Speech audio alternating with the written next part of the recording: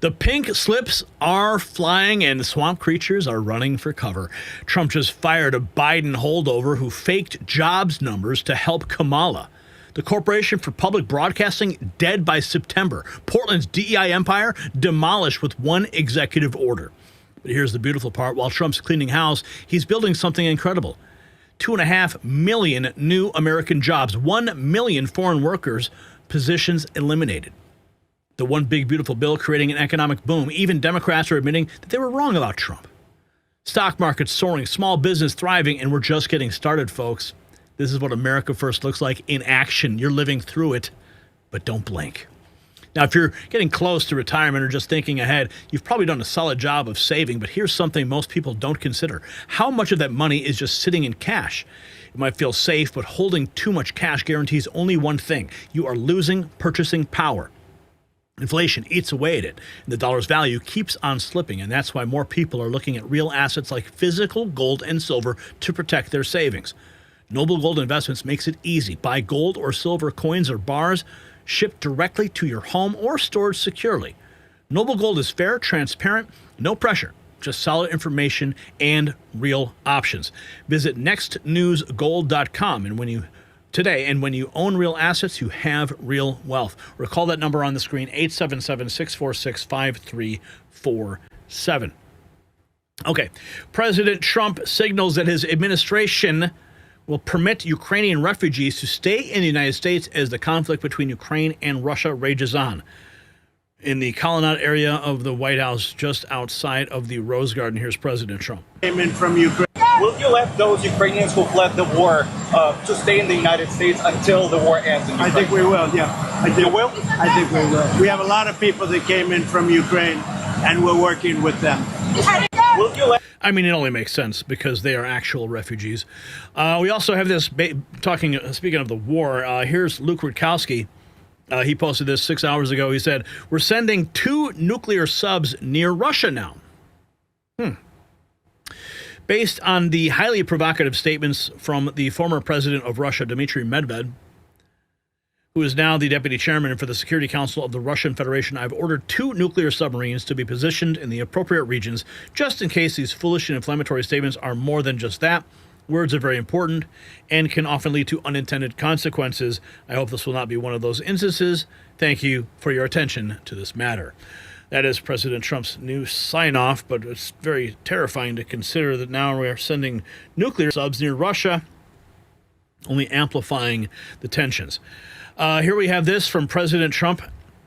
This was from his Truth Social at 2 o'clock Eastern today. He says, I was just informed that our country's job numbers are being produced by a Biden appointee, Dr. Erika McEntarfer, the Commissioner of Labor Statistics, who faked the jobs numbers before the election to try and boost Kamala's chance of victory. This is the same Bureau of Labor Statistics that overstated the job growth in March 2024 by approximately 818,000, and then again right before 2024 presidential election in August and September by 112,000. These were records. No one can be wrong. We need accurate job numbers. I've directed my team to fire this Biden political appointee immediately. She will be replaced with someone much more competent and qualified. Important numbers like this must be fair and accurate. They can't be manipulated for political purposes. McEntarfer said there were only 73,000 jobs added, a shock, but more importantly, that a major mistake was made by them. 258,000 jobs downward in the prior 2 months. Similar things happened in the first part of the year, always to the negative. The economy is booming under Trump, despite a Fed that also plays games, this time with interest rates where they lowered them twice and substantially just before the presidential election. I assume in the hopes of getting Kamala elected. How did that work out? Jerome Too Late Powell should also be put out to pasture. Thank you for your attention to this matter. Wow. So Trump firing this lady here. This leftist lied about Trump's job numbers and tanked the market today. She hurt the American people all to get Trump. Yep, she fits the bill 100%. And C3 says she belongs in prison. We're learning this, too. The Smithsonian now has removed Trump's impeachment exhibit after admitting that his impeachment was a political attack and not a serious impeachment. Wow. Smithsonian removing Trump from impeachment exhibit in American History Museum. The Smithsonian said it restored the display to an earlier version, which notes that only 3 presidents have seriously faced removal. Wow. Yeah, we know that those 2 impeachments were shams. And this just in, the Corporation for Public Broadcasting announcing, quote, "We now face the difficult reality of closing our operations after losing federal funding. The majority of staff positions will conclude on the close of fiscal year on September 30th, 2025. Say goodbye to the Corporation for Public Broadcasting." Yep, put them in Oscar the Grouch's trash. So what? You guys can't figure it out? You can't figure out how to get sponsors, run commercials like every other channel out there? That's right, because no one will watch you anyway, just like CNN. Oh, yes. Okay. More on that leftover Biden official. Trump was informed the job numbers being produced, who faked the numbers. He just fired her. Bye-bye.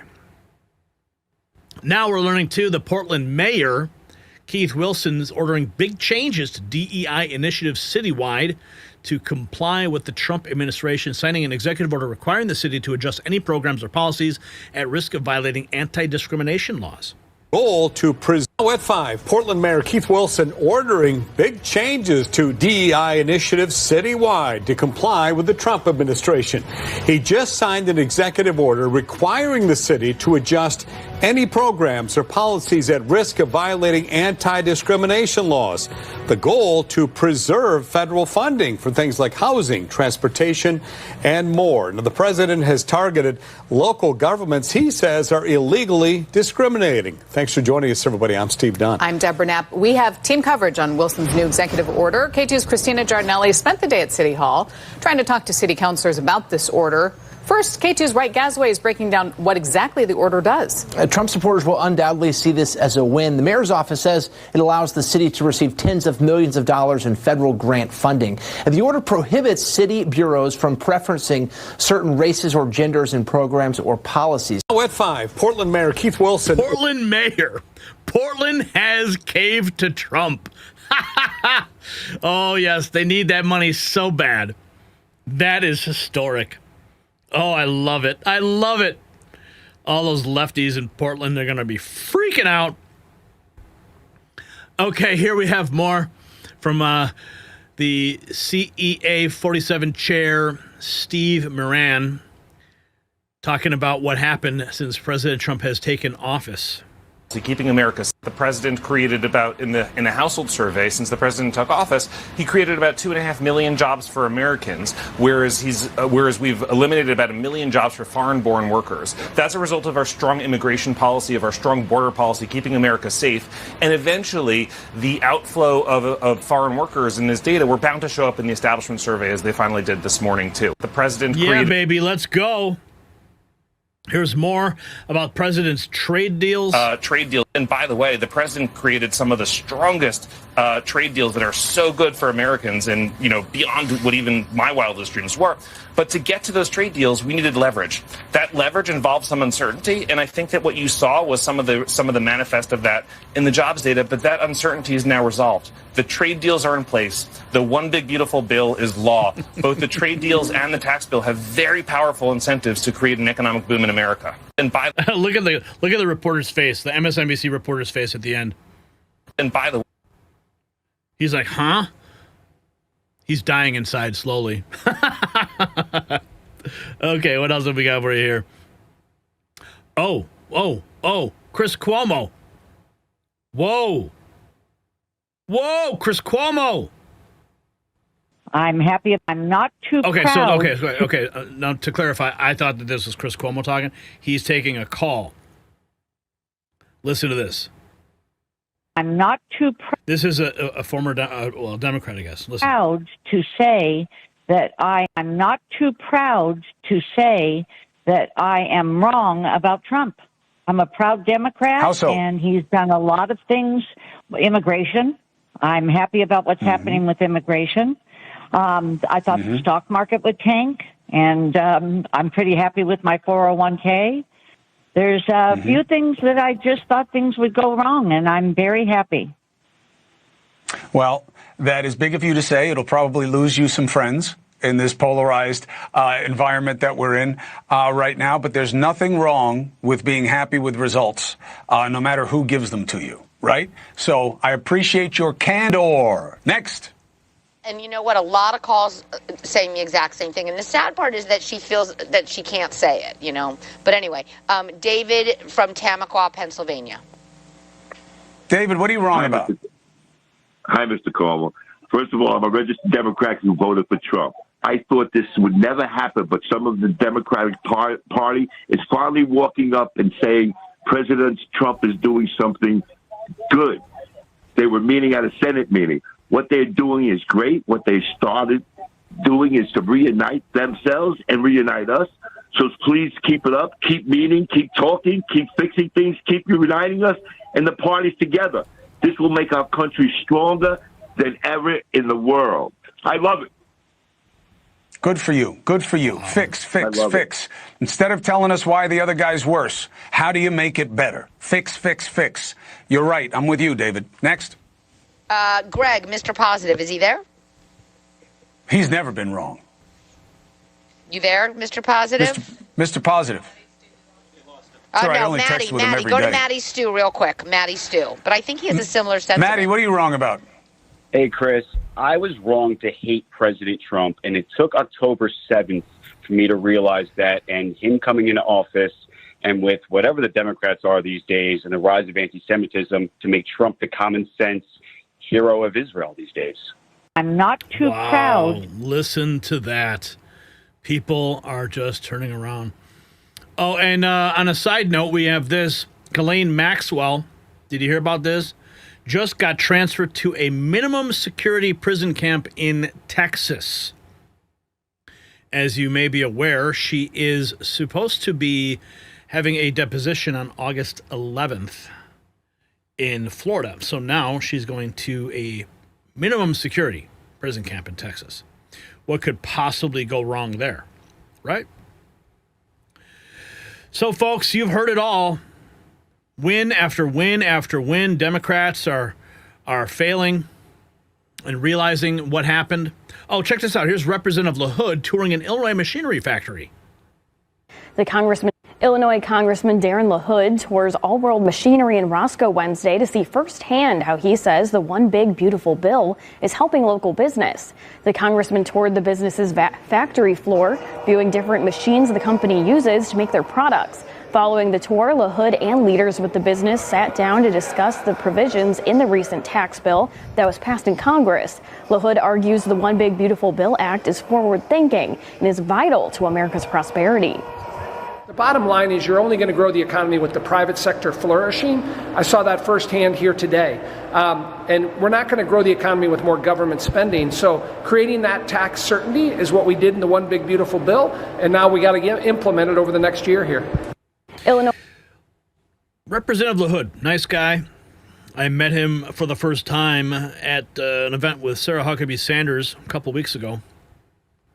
Nice guy. He's got a real presence. Nice man. Okay, so if you got value from this report, tap subscribe. My final thought is next. So this is what winning looks like. Dr. Erika McEntarfer fired for faking jobs numbers. Corporation for Public Broadcasting defunded and closing up shop. Portland's woke DEI programs gutted by executive order. The swamp isn't draining anymore. It's being torched. Trump created 2.5 million real jobs for Americans while cutting 1 million held by foreign workers. That is not rhetoric. That is results. Steve Murin confirmed it. America First policies are coming back, creating an economic boom. Secretary Chavez, the Reamer, saw it firsthand visiting 50 states. Business confidence is exploding. Even Democrats are admitting Trump was right. As you heard, one said the 401k soaring and thrilled about immigration enforcement. The state media is dead. The deep state's exposed. The economy's roaring, and Trump is just getting warmed up. So here's the question. Should Trump fire every Biden holdover immediately? I think that's going to be an easy one for you to answer. but I will read your comments down below. And if you want to support a member of the administration, you can do it proudly with our American Badass gear at shop.nextnewsnetwork.com. The link is in the description.